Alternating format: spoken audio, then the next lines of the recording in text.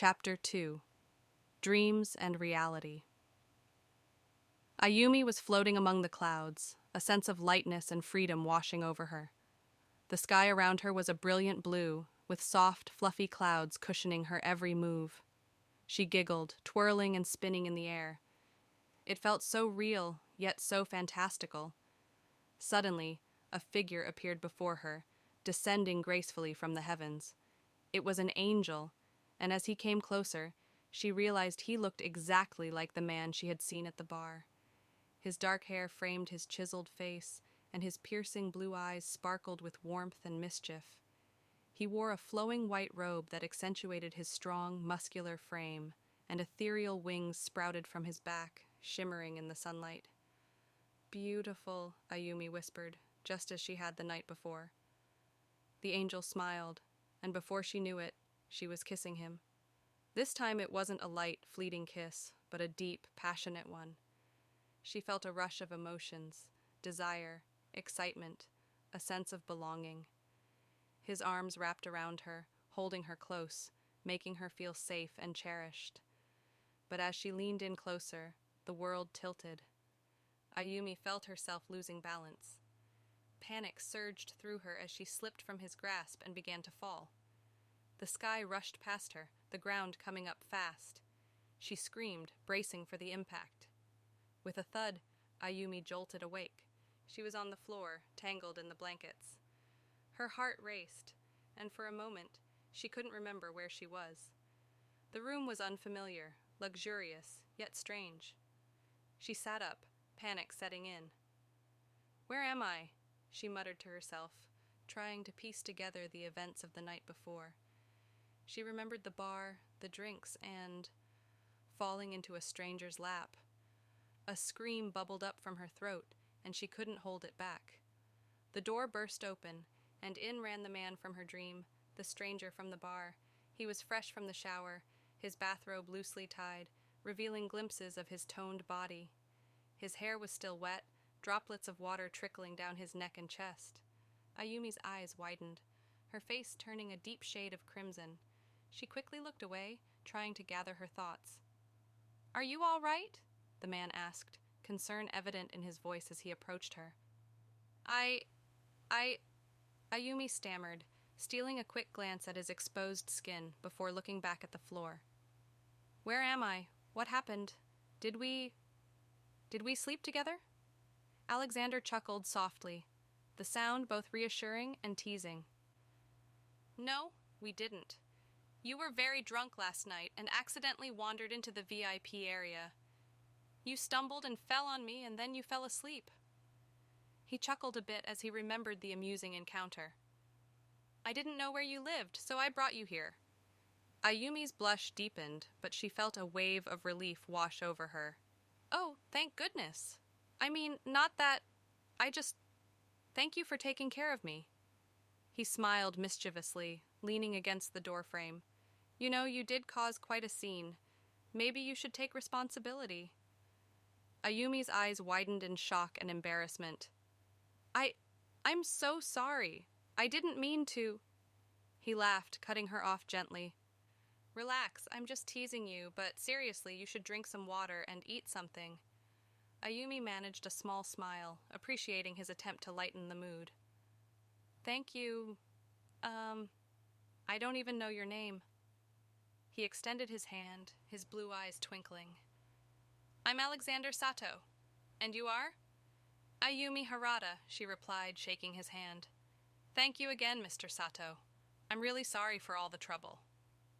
"Don't worry about it," Alexander said, his smile softening. "It was... interesting. I'll get you some water and breakfast. Just stay here and relax, and please, call me Alexander." "Alexander," Ayumi shyly repeated. As Alexander left the room, Ayumi took a deep breath, trying to shake off the lingering embarrassment. Despite the strange circumstances, there was something about Alexander that made her feel safe. While waiting, curiosity and the need to freshen up got the better of her. Ayumi spotted the bathroom door ajar and headed inside. The sight that greeted her in the mirror made her gasp. Her hair was a tangled mess, her makeup smudged all over her face, giving her a panda-like appearance. She looked like a complete train wreck. "Oh no," she muttered, her cheeks flushing with a new wave of embarrassment. "I can't believe I looked like this in front of him." Desperately, Ayumi tried to tame her wild hair and wipe away the remnants of her smeared makeup. She splashed cold water on her face, hoping to feel more awake and less mortified. As she stared at her reflection, she couldn't help but cringe at the memory of the dream and her real-life blunders. "This can't be happening," she whispered to herself. "Why does everything have to be so embarrassing?" Trying to compose herself, Ayumi took a few deep breaths. She knew she had to face Alexander again, but the thought of him seeing her like this made her want to crawl under a rock. She straightened her clothes as best as she could and reluctantly made her way back to the bedroom. When she returned, she found a beautiful dress laid out on the bed, a simple yet elegant piece in a soft pastel color. A note was placed next to it. "Thought you might want something clean to wear. A." Ayumi's eyes welled up with unexpected tears. She had always struggled to find cute and pretty clothes in her size, often resorting to plain, shapeless outfits that hid her figure. The dress Alexander had chosen was not only her size, but it was also beautiful. She thought back to the many times she had wanted to buy a cute dress, only for Kenji, her now ex-boyfriend, to discourage her, saying they didn't have her size or that she should save her money. Kenji had never gifted her anything other than impersonal birthday gift cards and flowers he obviously picked from a park. She used to think it was cute, but now, with the pink-tinted glasses shattered, she saw it for what it was, careless and thoughtless. Touched by Alexander's thoughtfulness, Ayumi quickly changed into the dress. It fit her perfectly, making her feel slightly more confident. As she finished, Alexander returned, carrying a tray with a glass of water and a plate of breakfast. His smile was warm and genuine, and Ayumi felt a small sense of relief wash over her. "Feeling better?" he asked, setting the tray down on the bedside table. "Yes, thank you," Ayumi replied, avoiding his gaze. "I'm really sorry for all the trouble." "Don't worry about it," Alexander said, waving off her apology. "Everyone has those nights. Here, drink some water and eat something. You'll feel much better." Ayumi nodded, grateful for his kindness. As she sipped the water, she couldn't help but sneak glances at Alexander. Despite the embarrassment, there was something undeniably charming about him. As she ate, Ayumi found herself staring at Alexander, her eyes drifting to his lips. A brief flashback flickered in her mind, an image of her kissing him at the bar. The memory was hazy, but the sensation of his lips against hers felt vivid and real. Startled, she choked on her water, coughing violently. Alexander quickly moved to her side, patting her back gently. "Are you okay?" he asked, concern etched on his face. "I'm fine," Ayumi managed to say between coughs, her face burning with embarrassment. She couldn't believe she had just remembered that. Just went down the wrong pipe. Alexander's eyes twinkled with amusement, but he didn't say anything. Ayumi couldn't shake the feeling that he knew exactly what she had remembered. As she regained her composure, she decided to ask the question that had been nagging at her since she woke up.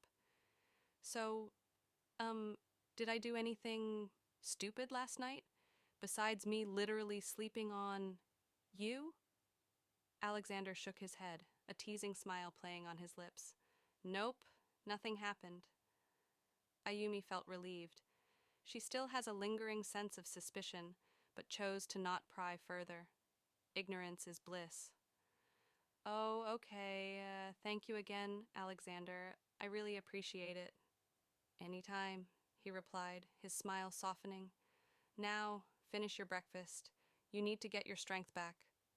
As Ayumi continued eating, she couldn't help but steal glances at Alexander, wondering about the mysterious man who had taken care of her. Little did she know, this was just the beginning of their story. Did you like the story? Do you want to watch and listen to another chapter video? Please type "I want another chapter" in the comments below. Your comments, likes, and you being a subscriber will help this video and this channel, so please do like, comment, and subscribe if you enjoyed this video. See you on the next video.